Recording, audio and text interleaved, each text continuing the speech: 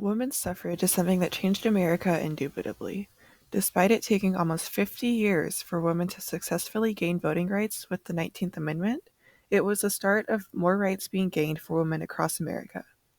This still affects women in today's time, as even though we now have more rights than we did in the past, many women still do not have these rights fully. This affects me because I am a bisexual woman.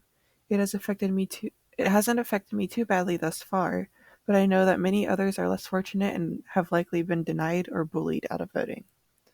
The struggle for women to gain more rights, which supposedly ended when the 19th Amendment was created, took 42 years for Congress to pass from when it was first introduced.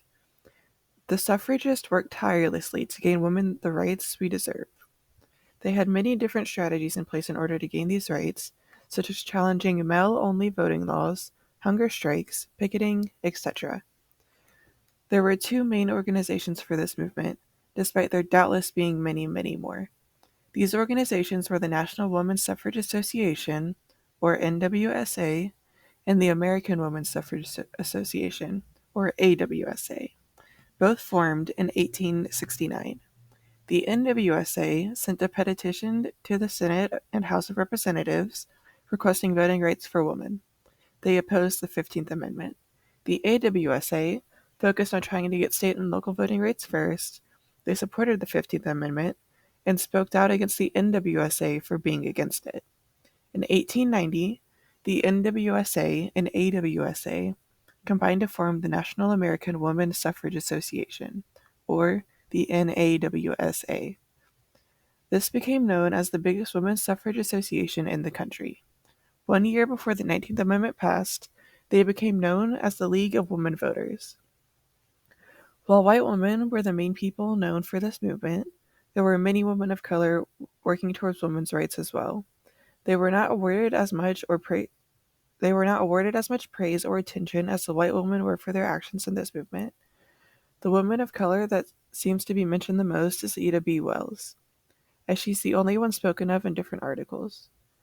She's the only one that I've read the most of, despite there being many more women of color involved. The women of color involved were under the impression that they would get voting rights as well, which did not happen very easily because of their skin color. They had an unfair advantage from the start, which was just proven to them after the 19th Amendment was passed. Women of color were unable to actually vote for quite a while after the 19th Amendment was passed. For Chinese Americans, they couldn't vote until the Chinese Exclusion Act was repealed in 1943. For other Asian Americans, voting rights came in 1952. Native Americans had to wait until 1948, while black people were just unable to vote because of deliberate sabotages for white people. The Voting Rights Act, VRA, of 1965 helped prevent this by switching the ability to register votes to the federal government instead of state and local officials, who were still excluding and acting violently to people of color before this act was passed. This officially gave people of color the right to vote freely. Many were better included in the vote when the VRA extended to include translations from English so that people could read and understand what they were voting on.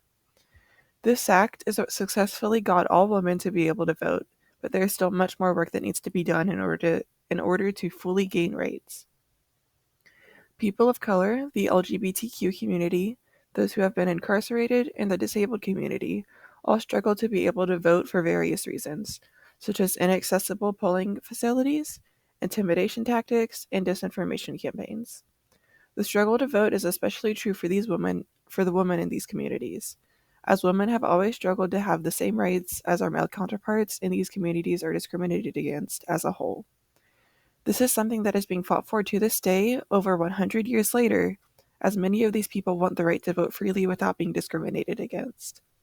This is made especially hard because of the VRA being gutted of the provisions that protect from discrimination.